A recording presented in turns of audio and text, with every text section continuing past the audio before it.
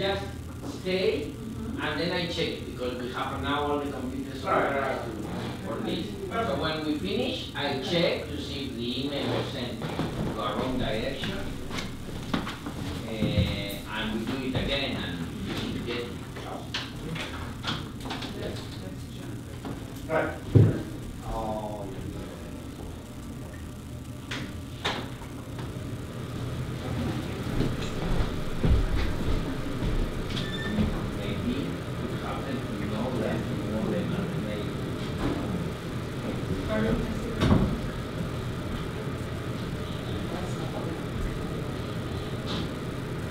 what you need to go.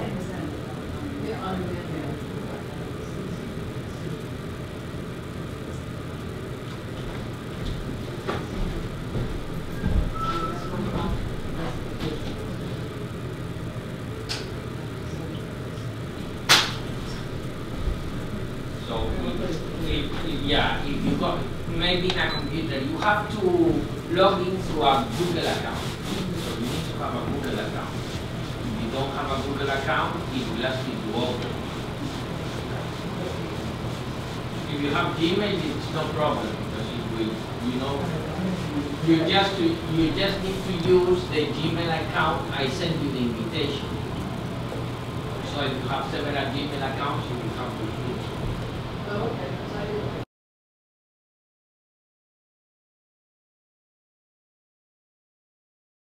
Account, it will be better because then you have a Google account already, and it will not ask you to create.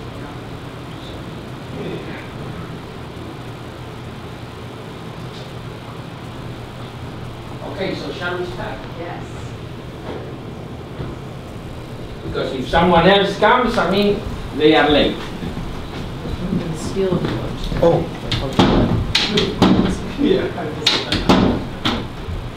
I have a little problem with my back, so I may have to stand up occasionally. That, sitting for 2 hours is hard for me. Ah, no problem. Don't worry about that one. Okay.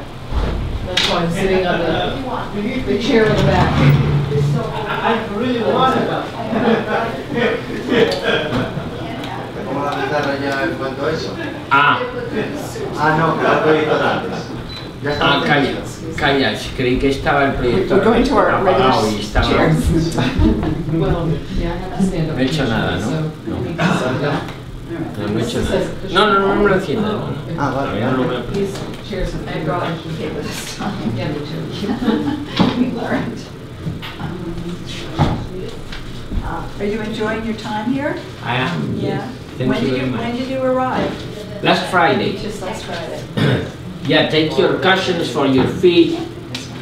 Yeah, so that you are comfortable. You can do the same. Oh, I forgot to take off my shoes. Take a cushion, comfortability is essential to meditate. I think I took a chair. That's okay. But I did really, you inspired me. Whenever you meditate, you need to cross your hands and your feet, or it's not necessary? Well, look, I will explain you. The best position to meditate, well, first of all, is to be comfortable. I mean, the description is comfortable and stable sitting down. That's the description, the classical description. Right. In fact, in the old Sanskrit texts about meditation, like the Yoga Sutras of Patanjali, about asana, which is posture, it's only 3 words. Comfortably sitting down in a stable position. So, in a stable position means what? This would not be stable. Because Very comfortable. yeah, because if you get too relaxed, you can fall. So you want to be somehow vertical. The back has not to support the weight of your body. You get all these people that say, oh, you cannot... Yeah, I was going to say, that's interesting. Nah. That's simply misunderstandings about the whole situation. Yeah, it's uncomfortable. Look, in meditation, Meditation has phases that you will experience throughout this course. And one of the phases, which is called pratyahara, is when your senses and your muscles are disconnected, get disconnected. You experience this as if it seems that you don't have a body. You know, it's like you are bodiless. At that moment, the muscles relax completely. And if you are, you know, using your muscles actively to keep yourself straight, you don't allow that to happen. So, you know, the position is very much like, you know, all these pictures of the Buddha, which is lying his back on a tree. He has a tree in the back, you know, so he's lying his back on a tree. And he has his hands down, his hands together. Why it's good to have your hands together? Well, because you know, when you meditate, you kind of reverse the senses within. You are observing mainly inner objects. You know, someone can cough in the room, or a car might go by, and those are external objects, and you hear a cough, or you hear a car, or you hear whatever you might hear outside. But the main objects that will appear in your consciousness are inner objects. Thoughts, sensations, emotions, memories, you name it. Someone is coming. Yes. Hello! Hello, sorry. Welcome!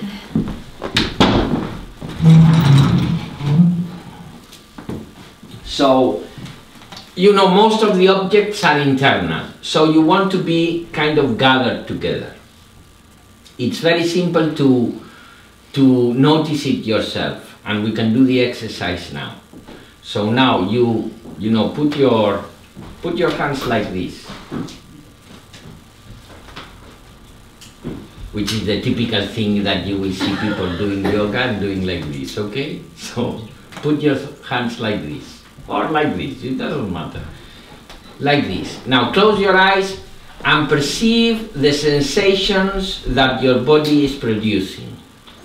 Just perceive the sensations that the body is producing with your hands open and palms up.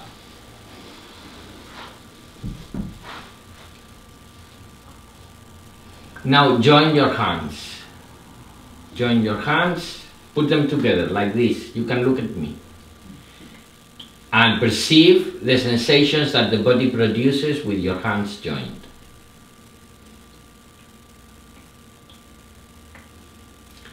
And tell me, how do you feel more together with yourself? With hands closed. With hands closed, exactly. With hands closed. Quite. You know, you don't need anybody to tell you. You just test. Remember, meditation is a very scientific thing. The laboratory is your own consciousness, but everything has to be tested, tried, and, you know, checked. And you can see by yourself that like this, you gather energies together. So ideally, you close these two energies, the energies of the hands and the energies of the feet. When I have a proper chair, because normally meditate like this, because I feel comfortable like this. In this way, you are closing the energies from the feet and from the hands.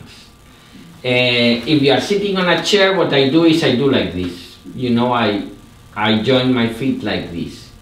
You can also close the circle by grounding on the foot, on the ground, because somehow grounding, you close the circle also. I prefer this one, but at the end of the day, each person has a body. Each chair is each chair. And you know, at the end you meditate at your home, So you will choose the chair. I've been buying, I don't remember the name, but it's from IKEA. For the last 20 years, the same chair, which is perfect for me, which is the chair I use. You know, it breaks, and then I buy, it's the typical model that they repeat. It's this kind of sofa that is like this, round, you know, typical from IKEA. I'm sure if you have an IKEA here. Yeah, well, it's perfect because I fit perfectly inside of it, and I can put myself like this, and it has a little cushion here, so it puts my back, you know, in the, how do you call this? The Lumbar support. The lumbar support, yeah, it has a little thing here for lumbar support, and I feel very comfortable in that chair. I discovered it in IKEA about 25 years ago, and I keep buying the chair. Every time it breaks, I buy another one.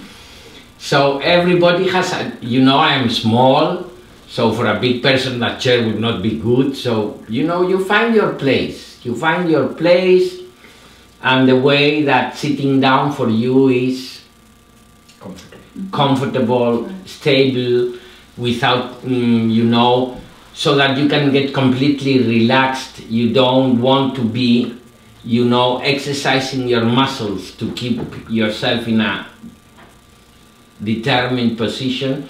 You want to be able to be comfortably relaxed. I mean, meditation is, instead of doing, is non-doing, is more being than doing. So you are just in a very passive state, because you are going to put yourself in the observer position. You are just going to observe what's going on without intervening, or you will basically want to just observe, not try to change anything, but just observe and let go and flow. Let's, for 20 minutes, just observe instead of do. You know, we are doing, since we wake up in the morning, we start doing things and doing this and doing that, and then we are doing this and worried about that one and thinking this, thinking that. So you allow yourself 20 minutes to do nothing and just observe. And it is, you know, scientists have found that it is very healthy to do this. So, and it's also very, how do you call this? It's also nice to do it, because, you know, when you meditate, it's a nice experience. You know, it's not, although it's very difficult to meditate. It's easier to get someone running 20 miles every day than to get someone meditating every day. And meditating is just sitting in a chair and doing nothing. But, you know, the little I knows that meditation is going to take his power over you. And so he will find all sorts of excuses so that you don't meditate that day. So beware of the little I. Anyhow, let's start with just a few minutes of meditation, just with your breathing.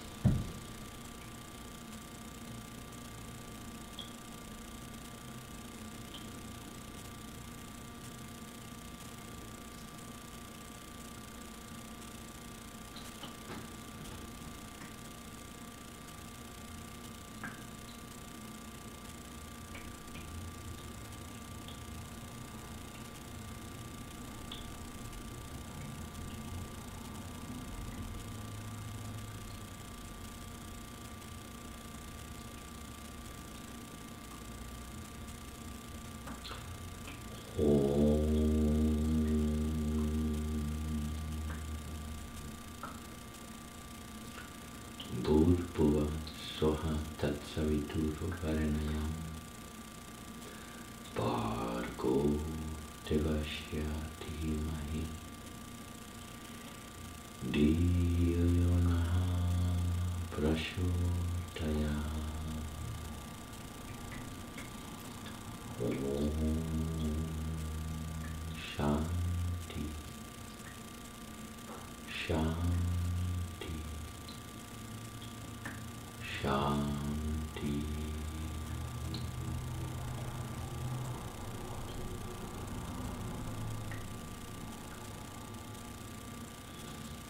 Open your eyes slowly.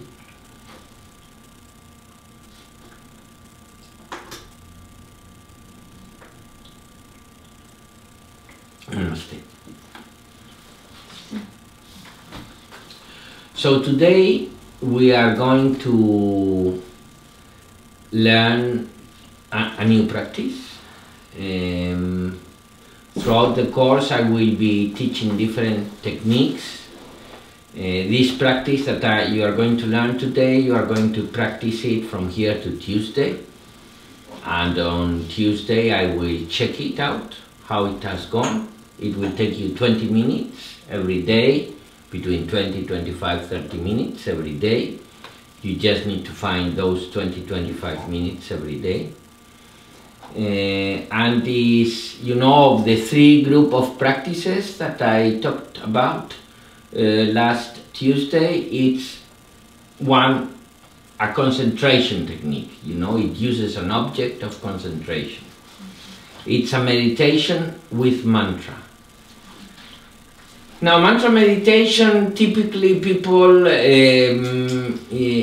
always think that it is kind of a very Eastern thing. So what I'm going to use to explain you this meditation is a Benedictine monk from the Catholic Church explaining this meditation. The Benedictine monks is one of the oldest, if not the oldest, contemplative tradition of the Catholic Church. They come from the 4th century. They inherited the teachings of what they call the Fathers of the Desert, which, you know, where they were from the Essenes and, you know, people that really kept the techniques, the prayer techniques and the meditation techniques that Jesus taught, and they kept it throughout the generations. And, you know, the Benedictines got that information and maintained it until today. And, you know, the Carmelites and many of the contemplative traditions of the Catholic Church still use these techniques. In fact, the Benedictine monk that I am using the video is from Massachusetts. He is the abbot of an abbey, a Benedictine monastery somewhere in Massachusetts. So he is very old. I think that he's so old that he died recently, you know, but, you know, there are a lot of videos of him in YouTube. And in any case, in this invitation, all these videos that I am using will be there also, so you don't need to search around. Now, mantra meditation is based on one thing. It's based on one object that, you know, when you put your attention in an object, like for example, I did put the example of the fireplace and the breathing, that's another object. So there is another object that is always there, which is your inner voice. And your inner voice is the picky of the mind all the time. You know, your mind is all the time speaking non-stop. If you start listening to it, it is like a reality show. So it's using that object, the sound of your voice, but instead saying all sorts of things, you put your voice to say a mantra. And a mantra is a sound that has not to be meaningful to you. What I mean by this is that, for example, if you repeat apple as mantra and you start thinking apple, and repeat apple, and try to listen to your voice repeating apple, you will end up Missing apple. thinking with apples and all sorts of things. So you need to use an articulated sound which is meaningless to you, so that it doesn't excite in your memory nothing at all, but that you can use it as a symbol of the I that you are. And your inner voice is associated, you have it associated to your I, because you have the experience that I think. And when you are thinking verbally and your voice is speaking, you are perceiving that as your I is speaking, right or wrong? It's like, I am thinking this, and you are picky. So it's associated with your I. So you put your inner voice, to repeat a mantra, and you put the attention into listening to the sound of your voice inside your head. For example, so that you understand what I'm trying to say. Now you can close your eyes, for example, and repeat, the wall is white. First I explain, then we do it. The wall is white. And then you start repeating it, thinking it and repeating it, but you put the attention to listen to how your voice inside your head sounds when it repeats the wall is white. And you play with it as if you were a child, because you can say, the wall is white, the wall is white, the wall is white. You can even put music in it. The wall is white, you can say, the wall is white, the wall is white, the wall is white. You can say it in many ways. And you can follow what is the tone of your mental voice when it's repeating the wall is white. So let us do it now. Come on, close your eyes and repeat mentally, the wall is white, and play around to listen how you can listen the sound of your voice, of your inner voice in your mind, repeating the wall is white.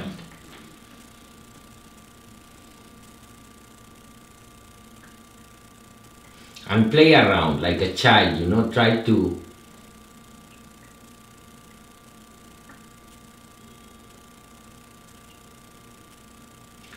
you can think it more seriously, more joyfully, you can sing it, but you put the attention in listening to the sound of your voice inside your head.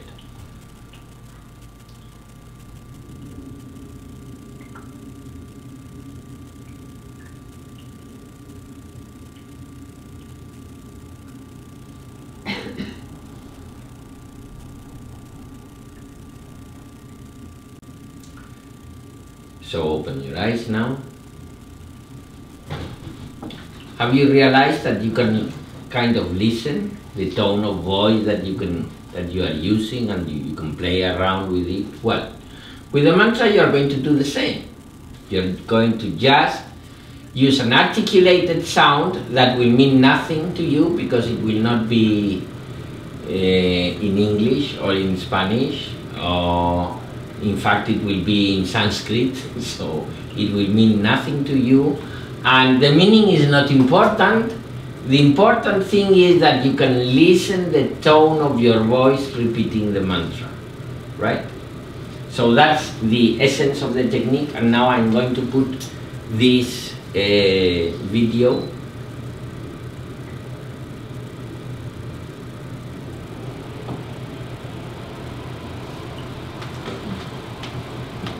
of this Benedictine monk.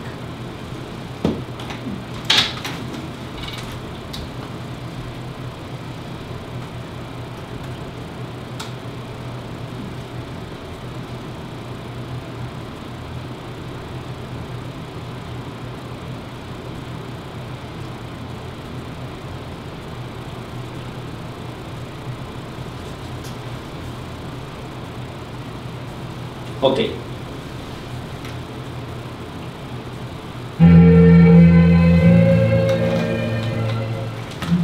And so let's look at the guidelines then from that perspective. In this talk, we're emphasizing the method. And so you can easily get stuck on, well, You got to do the method just right. But it's always a relationship, and that means, unlike certain other disciplines, if you don't do it correctly, it doesn't matter. It's a help if you do it correctly. But it doesn't matter because it's your intention that counts, and the relationship is with God. So, this is a very important point. You know, the technique is important, but in this thing, the most important thing is the intention. Because, you know, if the intention is right, and the intention is, you know, I want to be, you could call it in front of God, or in front of myself, or in front of truth, or in front of life. You call it whatever you want to call it. You just want to be in the presence of what is. And you are going to, and part of what is the I that is within you. And you just put that I repeating this mantra, and you use that to hold your attention. Because what you are going to be is just in the present, so you just want to observe. You want to do nothing. You just want to observe. And if the intention is right, if the intention is honest, you know, and you do it wrong, doesn't matter. Because, you know, if you do it wrong, as he continues saying again, after, you will find a book, or you will find someone, or as he says, the Holy Spirit will inspire you. He speaks in Catholic terms, okay? So we are not Catholic, neither Buddhist, neither, but you know, we can understand through what they speak. So he's speaking in Catholic terms, but you know, God is not going to take your mistakes against you, all the contrary, he's going to help. So this means that if the intention is right, all the energies that are in this universe kind of start helping you so that you can do it. We all have these kind of experiences. You know, if you, for example, decide to start a business, say, and you put your mind in the business that you want to do, you know, suddenly someone calls you that has to do with this thing, and you get in touch with this person. So it's, you create an aura, or you create a magnetism that attracts what is needed for the situation. Well, in meditation happens the same thing. If you really are sitting there with the right intention, which is, look, I want to be in the presence. I like to use the word God, because it's what has been used for centuries. Now they like to say cosmic consciousness, so, you know. If you want to be in the presence of God, and the intention is that, well, just put yourself in the presence of God. And that's what you are doing. That's the intention. If the intention is right, then the technique, you might be doing it wrong, but it will be sorted out. It sees that you're trying hard and doing a nice job, the best you can, however much you're stumbling. He's not going to hold your mistakes against you. He's looking at your love, and through another person or a book, or eventually, or through the inspirations of the Holy Spirit, you'll correct whatever mistakes you're doing. The main thing to do is to do it. The principal method of centering prayer really is to sit down. Now that isn't too hard for most people. Once you sit down, then the Spirit has sort of got you, especially if you're determined to sit there for the 20, 25 minutes that you have agreed upon. And if you do that every day, then your mistakes or misconceptions will gradually evaporate. Doing it is the primary discipline. And this is another very important thing that you have to understand, which is, this works if you do it. If you don't do it, it doesn't work. So what you're going to learn here is just the tools and the techniques, and you will get the benefit of it if you practice it in your home, at your own time, in front of your own self, and you just do it. With the spiritual teachings happens very frequently that we know them, we think they are nice, we intellectually accept them, we consider that exactly that's how you have to do things, but we don't put them into practice. For example, there is an spiritual teachings that is there in every tradition, but it is in ours also, the Christian traditions, which is don't do unto others what you don't like to be done unto you. Right? Good. Now tell me, in the last week, how many times have you spoke with someone else about a third person, not nicely about this third person, without this third person being there in front or knowing about it? Tell me, you tell me. 1 time, 2 times, 3 times, 4 times, 10 times.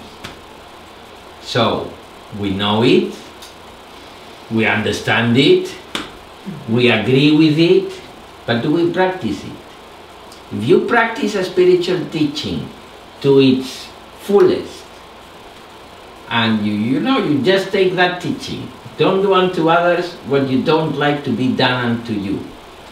And when you are speaking, about Auntie Maria and what she has done, you think, would I like that they would be speaking like this about me? And you say no. So if you do that and you practice it to the fullest, then the spiritual teaching creates the benefit. But if you just know it and you think it's great, but you don't practice it, it's absolutely useless. So same thing happens with what you are going to learn here. So if you learn it and say, oh, it's great, but you don't practice it, it will be useless. So the primary thing is the discipline of doing it. And doing it means finding those 20-25 minutes to meditate, to begin with, to meditate every day. But there's ways of doing it that can facilitate this sitting there. And so let's look at the guidelines. Now, the first guideline is choose a sacred word as the symbol of your intention to consent to God's presence and action within you. Notice, please, God's presence and action. So we're working with a dynamic relationship, a back and forth, an exchange, a conversation which has moved towards communion or is moving in that direction.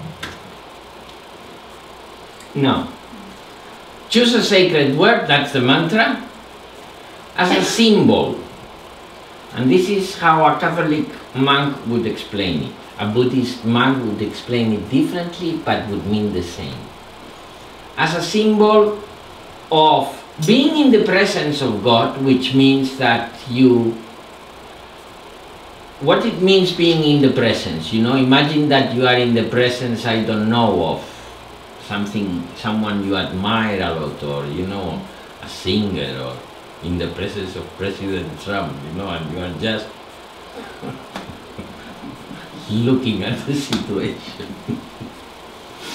You understand what I'm trying to say? In the presence means that you are passive, you are just present, you are just, admire and looking at, I don't know, what to think about something that, inspires you as, you are in the presence of, you name, who do you like in the show business, for example? What actor? Or George Clooney? The presence of George Clooney. No? Well, you know what I mean. In the presence means that you are passive, you are just in the presence and present, observing. And you let those energies act. Because we all believe that we are the actors, we are the doers of our life. But think about this. I don't know if did I tell you the Pascal example last day? No. Well, this is how Pascal, yeah, I did tell, no. This is how Pascal explained it. You know, Pascal was this philosopher. So he said, you know, if you put in a box, say 20 balls, different balls of different sizes, and you agitate the box, and then if you would make a picture in a given moment of the box and all the balls moving, and Pascal added. And if you had the mind of Pascal, and the mind of Pascal in this instance means I know the speed of each ball, the direction, the spin, the weight. I know everything I need to know about each ball and its movement. Pascal will be able to tell you where those balls will be in the next instant. Right or wrong? Right? Yeah. No, we all understand that. And in the next instant, as you have the mind of Pascal again, you will be able where those balls are going to be in the next instant, and so on and so forth. So you can predict where those balls are going to be. Right. Now, instead of a box, remind me your name. Me? Yeah. Galina. Galina. Instead of a box, Galina is a box. And instead of 26 balls, we have trillions and trillions of balls. Put those balls being molecules or atoms or you name it, balls.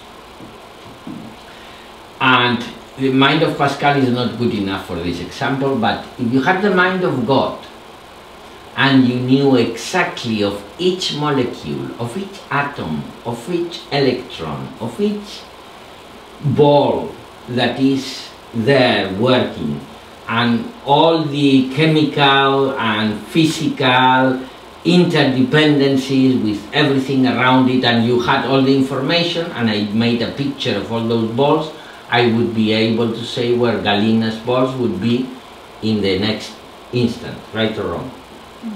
Right. Everybody agrees? Yes. And in the next instance, as I have the mind of God, I will be able to say where those balls will be in the next instance, and so on and so forth, right or wrong? So where is Galina doing things? Exactly, it is God doing it. Because, you know, it's, I mean, and this is just science, eh? This is taught in schools. This is just simple science. So, you know, you put yourself in the presence of this thing that is happening, because we have this consciousness that becomes aware of what is happening. Put your consciousness in the presence of what is going on, and let those energies act upon you. And that is the attitude when you use the mantra. You use it as a symbol that you are, for those 20 minutes, in the presence of what is, and letting what is be. It's understood? So we continue. The second little guideline is that sitting comfortably and with eyes closed, we settle briefly, like I'm settling in this nice chair, breathing easily and so on. And then after a few moments of not doing anything, just sort of settling, pausing, maybe 10 or 15 seconds of quiet, you introduce very gently, very casually, almost informally, the sacred word that you had chosen in the first guideline, that symbolizes the consent of your will to God's presence and action within. So, you are sitting there, You are breathing, well, now I will explain you well, but basically the example is, and you just very gently, like if it was a play, you introduce the repetition of the mantra that you are using as that symbol. You put your attention in listening to your voice, which is associated with your eye, repeating the mantra, and then you put that eye with which your voice is associated in the presence of the divine, and you allow the divine to act upon you. So that is the technique, you know, followed during centuries by monks, not only of the Christian tradition, but of the Buddhist traditions, and you name traditions. So it's really common to all traditions.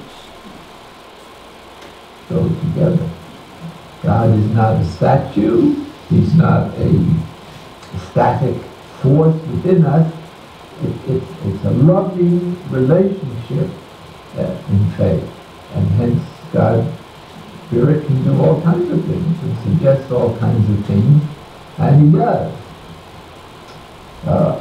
The third guideline is, when engaged with your thoughts, you turn ever so gently to the sacred word. Which means that eventually your thoughts will take you to make the shopping in Walgreens.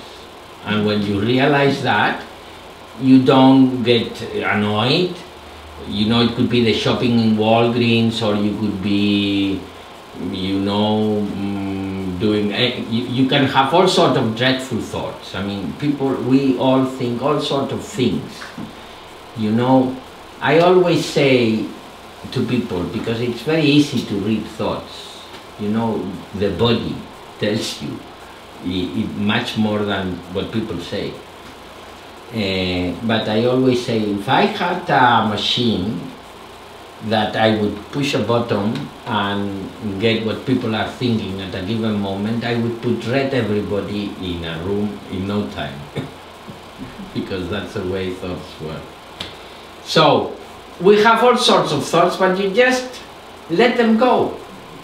And if any of those thoughts traps you, well, you just, when you realize that you have lost touch with the mantra and with the sound of your voice, you let that thought go, and you say to yourself, well, now I am here just observing and in the presence of what is, and letting what is do what he wants to do, so I don't,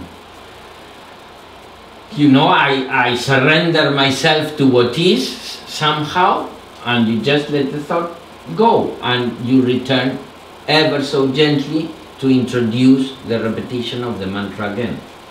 It's understood?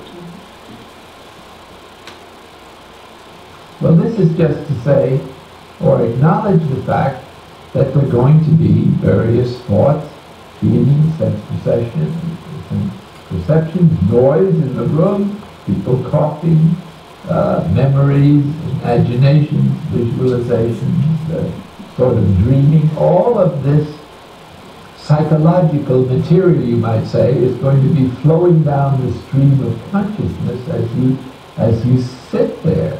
And we say that it's inevitable, integral, and normal.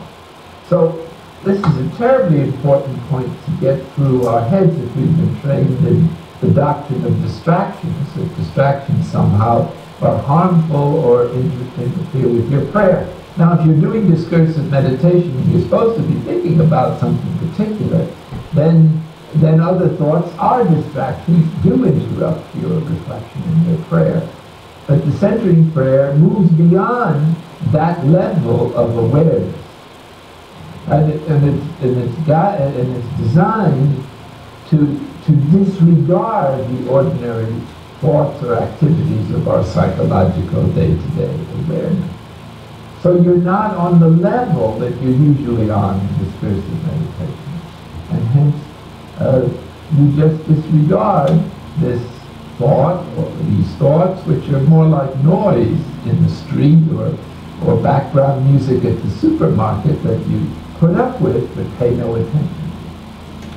In other words, while you are repeating your mantra mentally in the same way that when we are repeating the aim, cream, cream verbally, the verbal thoughts are there. So you just disregard them, you know, you just let them go. Like you let go the music in the supermarket or the noise, you just, you know, don't get annoyed because if you get annoyed because of thought is there, you know, you start thinking about something and you tell to yourself, oh, I don't want to think about this thing, I want. Then you create a second thought that is even more disturbing because it has the emotional annoyance that has created the first thought. So really what you have to do is just, if you find yourself in Walgreens without getting annoyed or anything, just you leave Walgreens, go and get back to the mantra. And like this, with any thought that takes you out, you just let it go and go back to the mantra. That's the technique, the essential, the essence of the technique. But it's important not to resist these thoughts. In other words, it's important to have a joyful attitude towards the thought, a friendly attitude towards the most dreadful thoughts. Not that you linger over them or act them out, but it's important that we expect them, and they're normal, and they're integral, and so we receive them all with a smile, sort of inward smile, so to speak. A jolly attitude is recommended. Here they go again, that sort of thing. Ha ha ha. Reason for that is that any emotional frustration or annoyance or distress or grief is not appropriate, because that is another kind of thought. Because it's emotionally charged, it's more of a hindrance to entering into interior silence, which is the proximate goal of this prayer, than any number of casual thoughts that go by. So as soon as you're annoyed, you have a second thought, which is much more disturbing than the first. And so there really is great wisdom in taking for granted there's going to be lots of thoughts and endless thoughts, and that with practice you can disregard most of them. So you understand the technique. Right. So now I'm going to explain you how we are going to do this and what mantra are we going to use. Now here in this organization,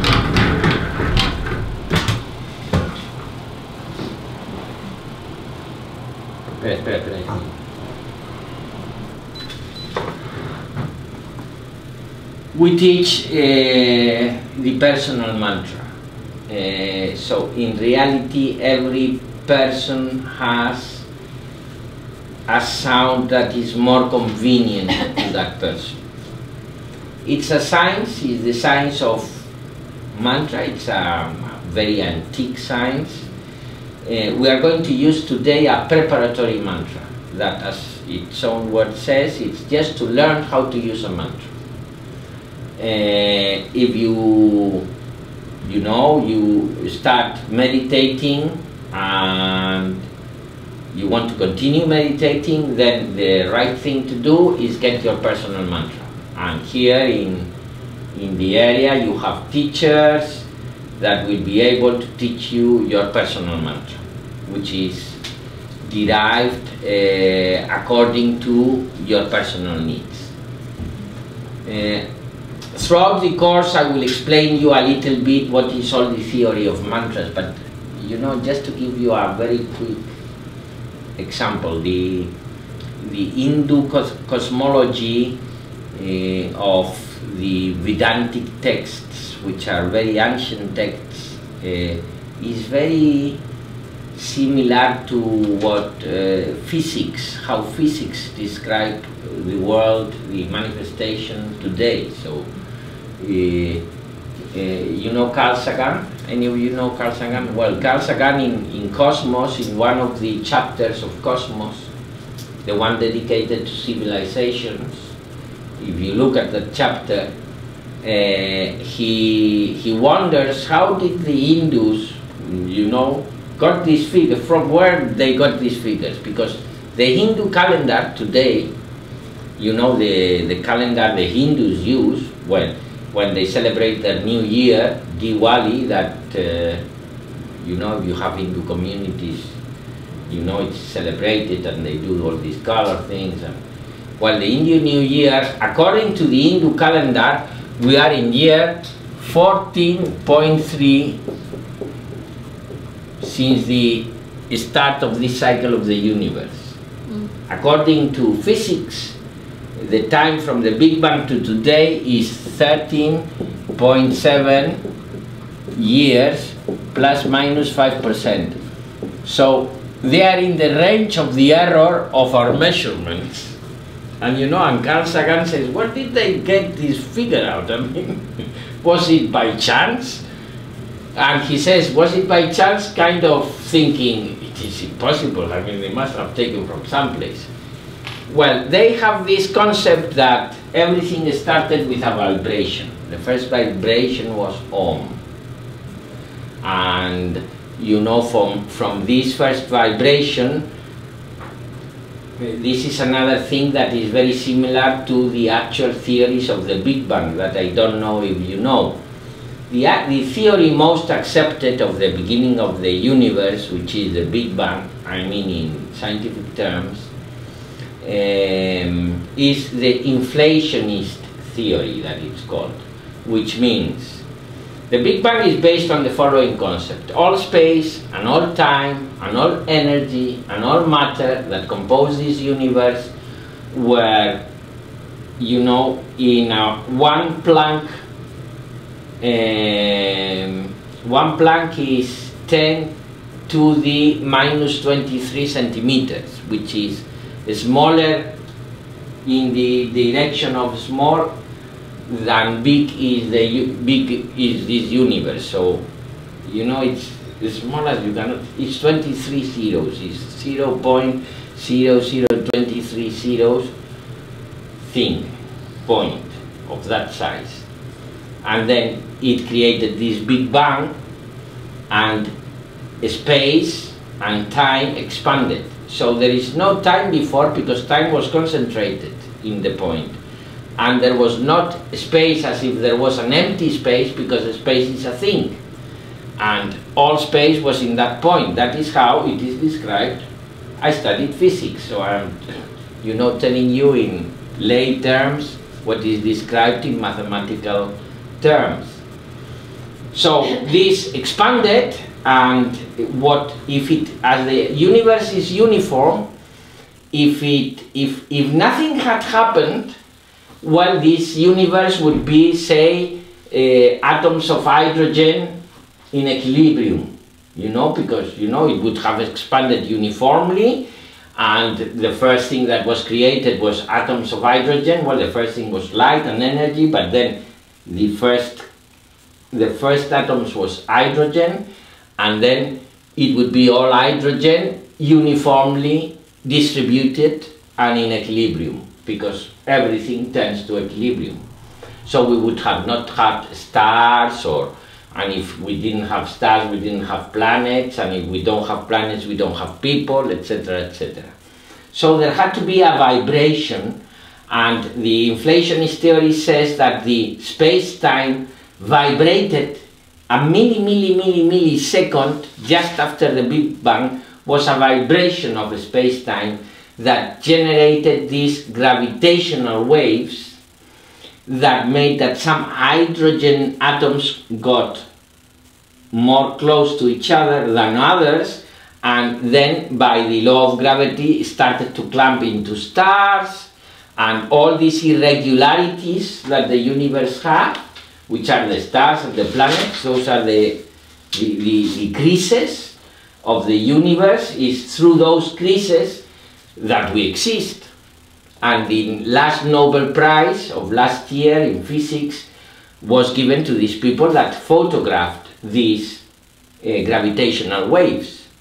And for the first time, obtained experimental confirmation of this theory, which is that those waves exist, and they photographed the first waves of the Big Bang. And as they are waves, they can be shown like in a... And it was something like that. If you look at the paper that was published in Nature, the wave was like this, and this is basically an ohm. If you do a gong or an ohm, it's something that opens and closes. So there are these similarities, and as Carl Sagan said, where did they get these things from? I don't know, but they must have taken them from somewhere, So anyhow, this is just to explain you the idea of what is a mantra. So Om is the first sound, and then from this first sound, 22 other sounds, positive and negative, were generated. I think it is 22, might be 23 or 24, I'm not being precise in that. And these different energies, which are different sounds, for example, Aim or Him or Krim, are Bija mantras, or are these sounds. Each sound represents like energies of nature, and basically Hindu cosmology says with all those energies you create all forms. All forms means all forms. It's a little bit like saying that with 22 letters you can create all written books and all books to be written. It's just a matter of mixing the letters adequately. So it's the same concept. By mixing these energies, you create all forms. By mixing these letters, you create all books. So that is the mantra theory. So the Bija mantras represent, each Bija mantra represents an energy, and a personal mantra is construed from Bija mantras. So it will be this Bija mantra plus this Bija mantra plus this Bija mantra, and each person according to its lifestyle, its psychology, some mantras are better than others to use. So we teach the personal mantra, and today we are going to do a preparatory mantra, which is good enough and you could practice the rest of your life. But if you really want to get in depth of meditation, you want to get your personal mantra. And you will be able to do it through us also. So what mantra are we using? We are using a mantra. The personal mantra means nothing, it's not a language, it's just an articulated sound. The preparatory mantra, like the normal mantras that are used, is simply a mantra in an ancient language. In this case, Sanskrit. For example, the Benedictine monks use Aramaic. Their mantras are in Aramaic, which is what Jesus spoke. So they have mantras like Maranatha or Abba, which is Aramaic words for Father or My Lord or things like that, and they use these kind of mantras. We are going to use a preparatory mantra. We are going to use that mantra all the same, which is good when we are learning, which is the following mantra.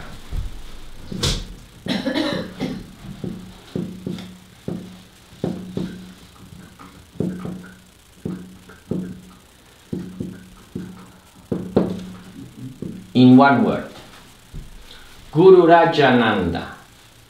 I will tell you what it means. Ananda means bliss, which, well, bliss is a translation of Ananda. Ananda is the sensation you have when you have unconditional love. So it's not unconditional love by itself, is the sensation it produces. So it would be the bliss of unconditional love, would be another translation, no? Raj means king, like the Raja of Kapurthala, or the Raja of... And Gu and U means light and darkness. So in Sanskrit you read like this. So basically the mantra says, the bliss I perceive of unconditional love is the king that leads me from darkness to light. That is what you would be saying in Sanskrit if you would understand Sanskrit. But for the case of using a mantra, you are going to use it as a symbol to be in the presence and let those energies act upon you. Right? Good. So, what we are going to do to practice this technique today is we are going to do the chant that we did the other day.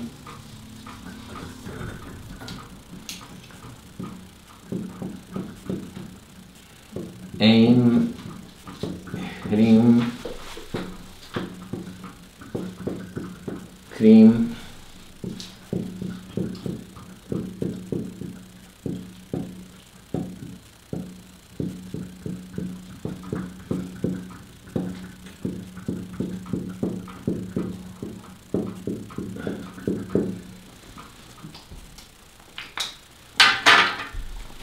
so we will do 3 rounds of this chant.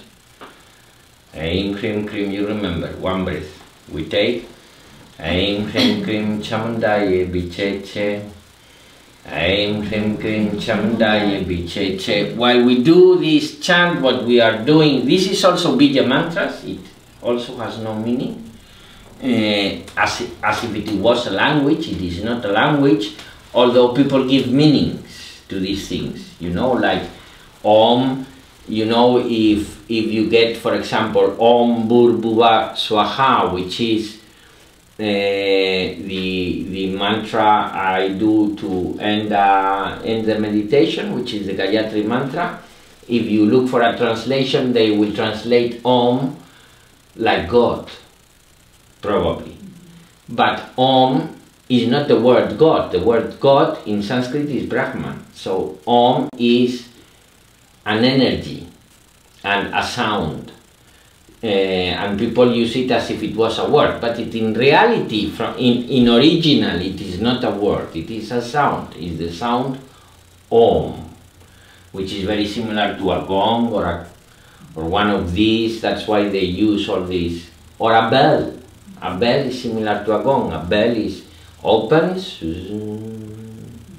and closes.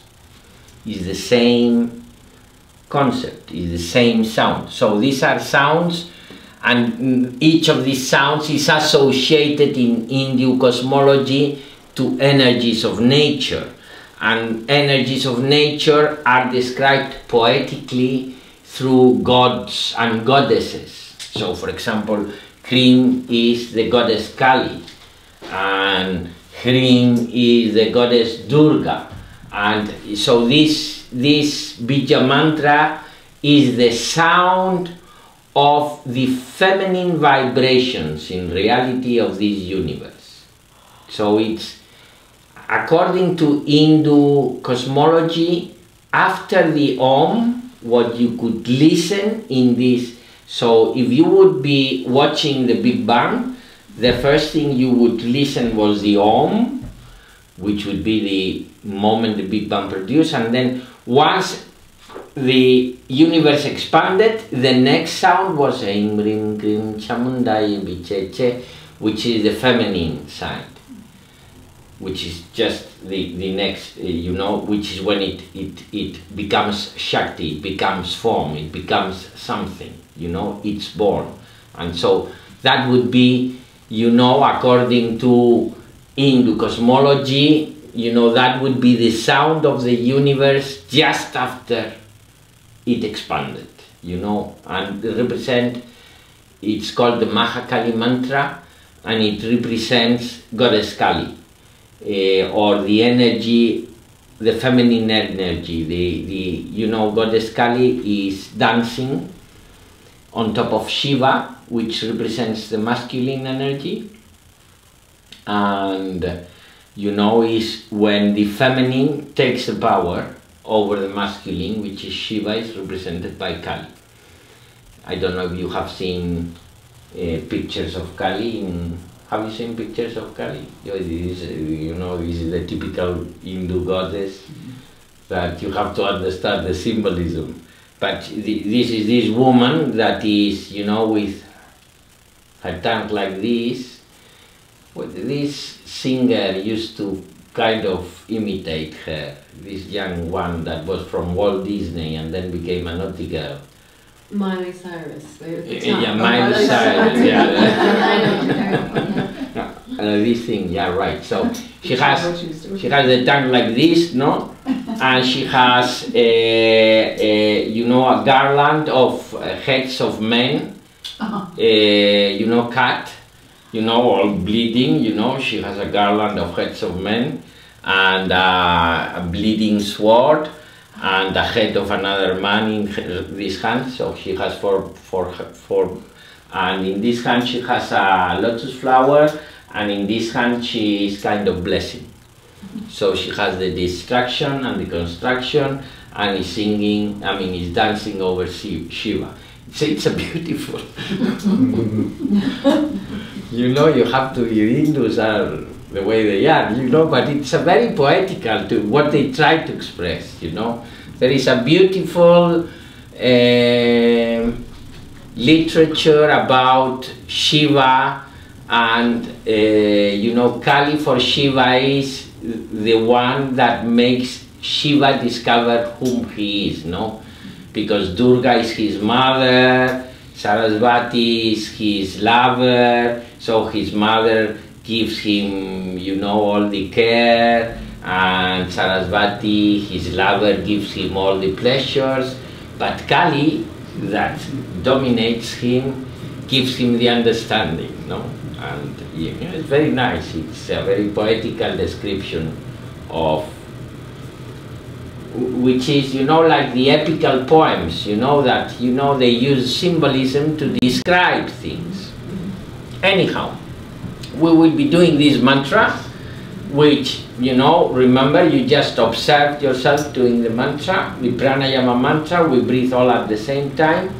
We will do 3 rounds. When we finish the 3rd round, I will start repeating the mantra, Guru Rachananda, that I write it here so that you don't forget it.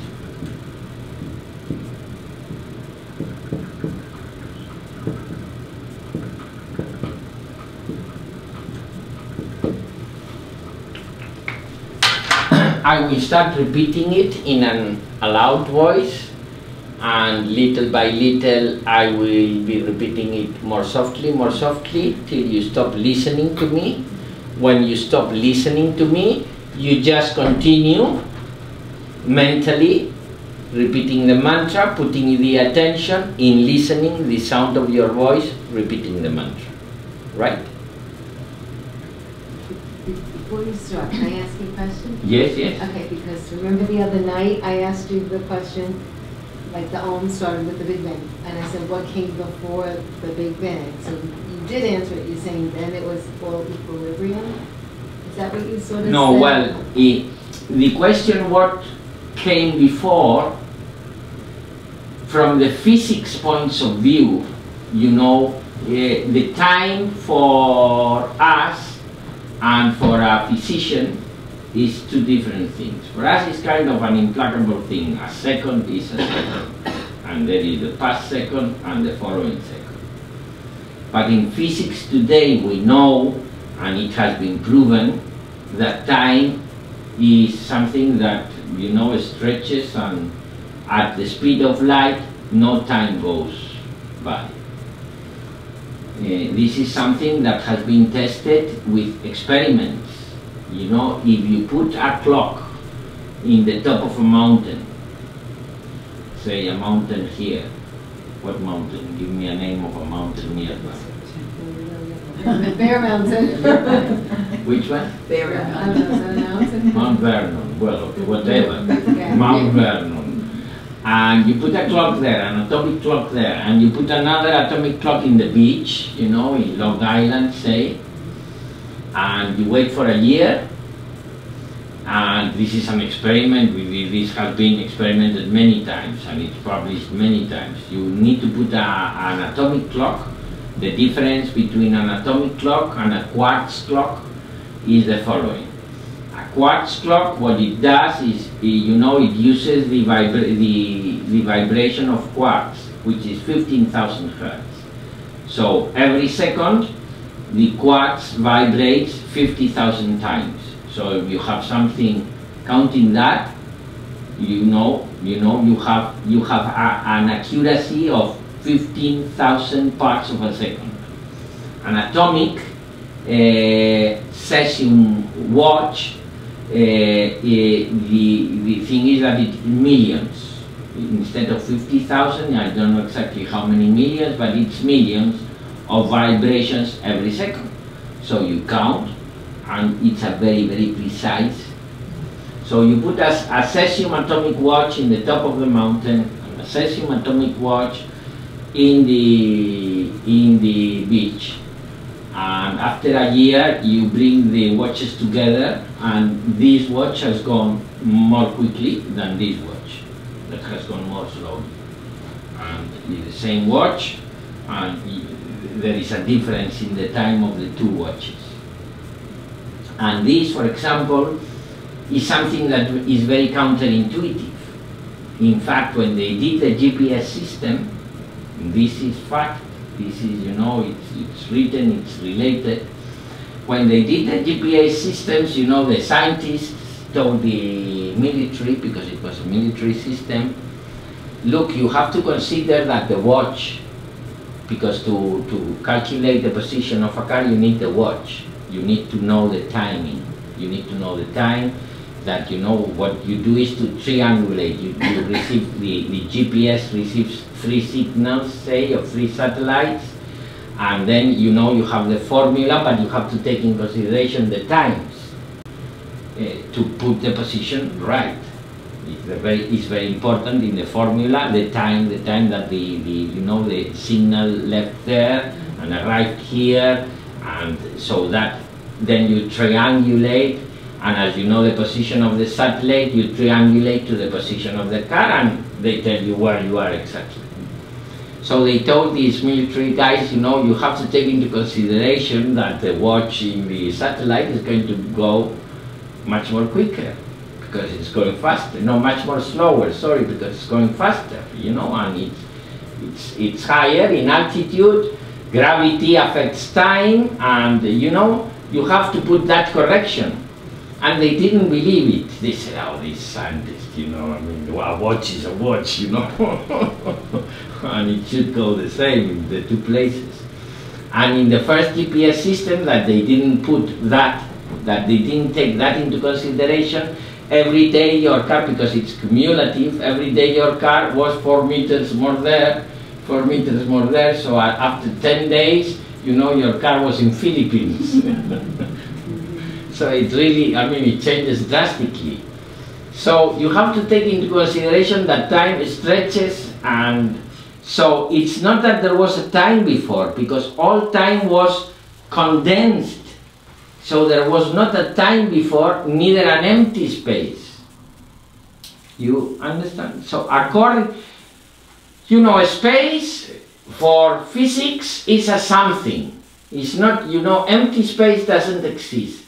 Space is something, and space has curvatures, and because it has curvature, you know, that's why the planets move around each other. It depends on the curvature, and the space, it depends on gravity, and gravity makes the space to curve more. So space is a thing, like time is a thing.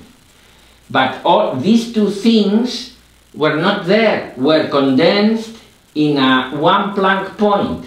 And this is mathematics, you know, it is just, you know, physics is based on mathematics. So you just build a mathematic that is good to explain how things work.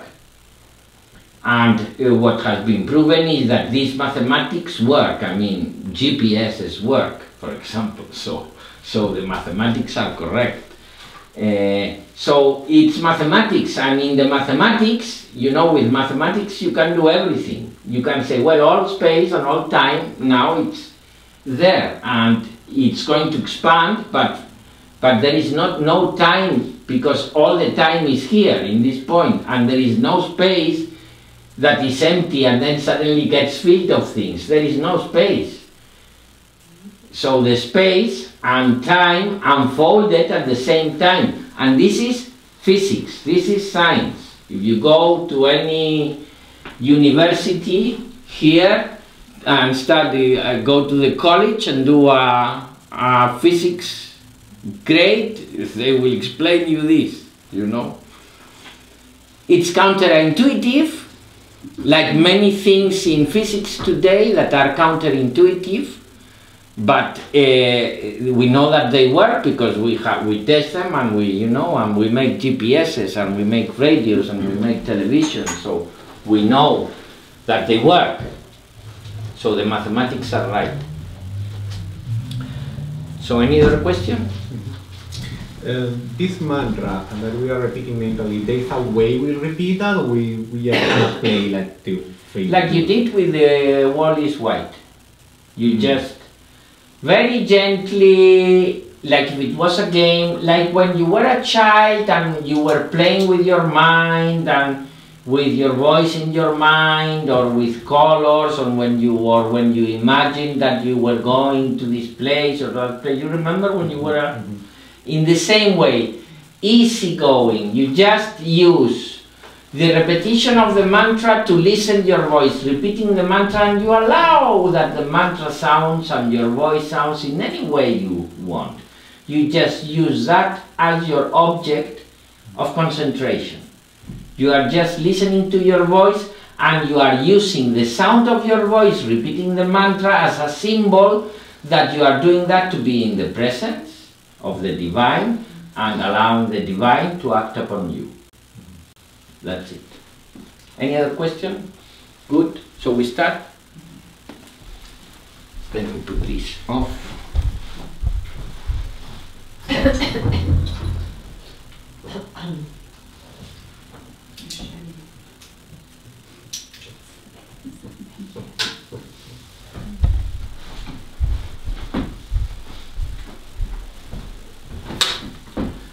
Nobody's cold? No. Are you okay?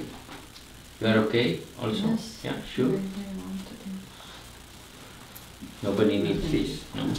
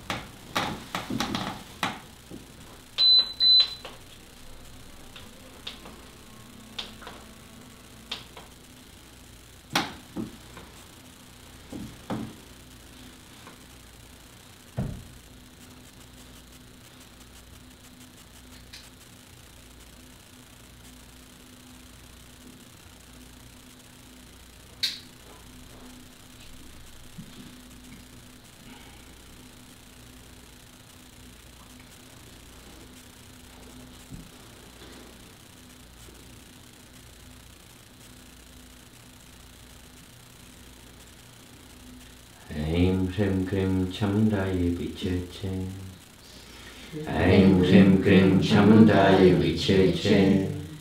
Aim Rim Grim Chamdaya Vicheche. Aim Rim Grim Chamdaya Vicheche. Aim Rim Grim Chamdaya Vicheche. Aim Rim Grim Chamdaya Vicheche. Aim Rim Grim Chamdaya Vicheche.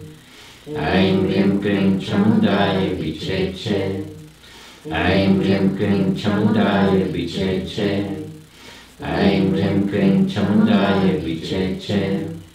Aim Rim Grim Chamdaya Vicheche. Aim Rim Grim Chamdaya Vicheche. Aim Rim Grim Chamdaya Vicheche. Aim Rim Grim Chamdaya Vicheche. Aim Rim Grim Chamdaya Vicheche. Aim Rim Grim Chamdaya Vicheche. Aim Rim Grim Chamdaya Vicheche.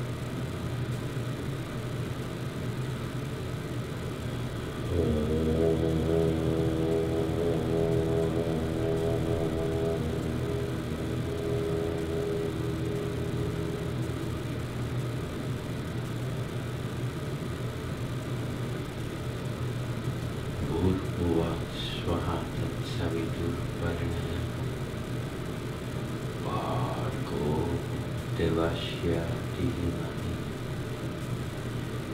Devana Prachodaya.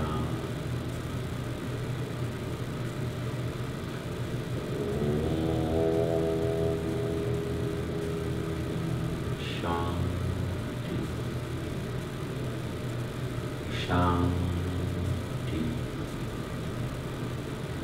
Shanti.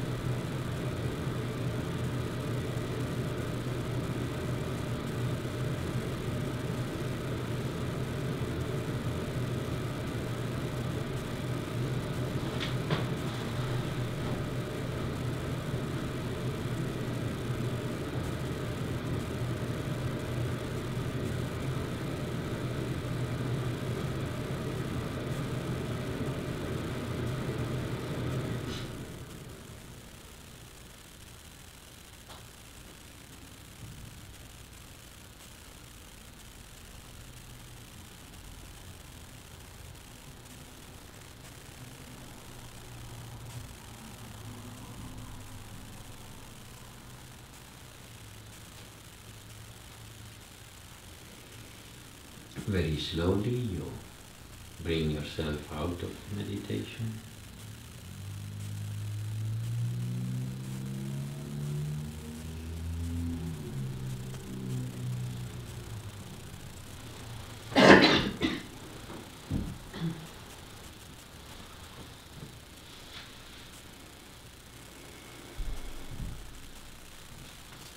Namaste.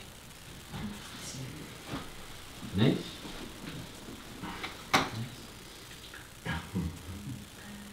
That's kind of hard. Hard? Yeah, it's the stillness. I was trying to escape. Well, you look very relaxed. Yeah. Was nice? It was good, yes. Very Nice, relaxing. You? Nice also, you? Nice also. Right, okay, so you are going to do this practice from here to Tuesday. You are going to do it at home, and you are going to do it instead of sitting down, lying down. Lying down. Yeah, so you will ideally not in your bed, if you don't have other place, your bed, but ideally either if you have a guest room in the bed of the bed, not in the bed you usually sleep, or in the floor if you have a good mat or a good something so that you are not uncomfortable. I will show you. You will lie down like this in the Savasana. For those that know yoga, Savasana posture, which is this: palms of the hand looking up, legs slightly separated, and arms slightly separated from the body. So you lie down like this, you breathe in, filling all the lungs with air, and you just put up your legs and arms and tense them while you hold on breath, and then let go. Let the breath stabilize by itself, and when you feel your breathing is natural again, you do it again. So tension, relaxation. You do this between 3 to 6 times. If you do it at the end of the day, the meditation, 6 times, because you will have all the inertia of the day and it will help you to get into meditation. In other words, instead of the Aim Cream cream that helps you get into meditation, you are going to do this tension, this tension. So you do this exercise. If you do the meditation in the morning, 3 times might be enough. So between 3 and 6 times. You can also do it 8 if you want, or more, no? But 3 at minimum.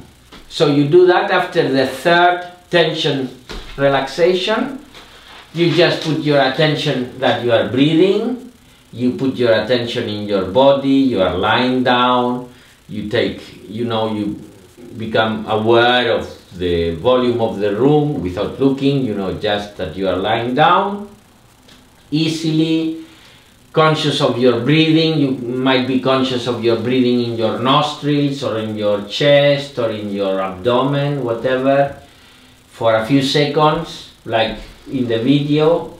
And I'm going to put the video in the classroom thing, so you will have all that, and also text with how you do everything.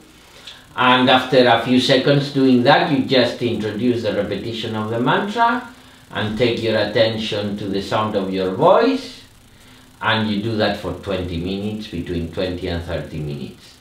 If you need to measure time, don't put yourself an alarm clock, put one of these apps in your phone, a timer that you know at 20 minutes will give you a gong, or something nice, like the Om Burbuaha, something sweet to tell you that 20 minutes are off, and allow you 1.5 minutes, 2 minutes to get out of the meditation. So you do this meditation for the next Friday, Saturday, Sunday, Monday, and Tuesday. When we come, I will check it, how it has gone, check that you are doing it right, and we will learn another technique. And like this we will do every day, and the final 2 days I will explain you how to use, when to use all the different techniques that you've learned. So we're meditating lying down for the Yeah. next week until For- Tuesday. Until Tuesday, yeah, lying down this technique. And just not the... The Guru Rashananda, no, the Aim Rim Krim Mhm. is just for the group meditation, Okay. just the group. Lying down, and once you have done the tension, this tension, you introduce the repetition of the mantra, and that's You just it. lie down. You will have it in the classroom. I'll put you this video that you've seen, and I will put you also in text how to do this technique. We need to get on, because I'm not on, I didn't get your mail, so we have to do that. So, we need to do that. You Right. just need to give me your Gmail account. That will On a piece definitely of arrive. paper? You. Yeah, on a piece of Great. paper. Okay. So if you want to have a coffee, or a glass of wine, Oh. or a beer, or a scotch, I would love all of that. we have all of that here. Unfortunately, I have to. That's You are why- welcome. have to get That's to why you're relaxed. It's not the meditation.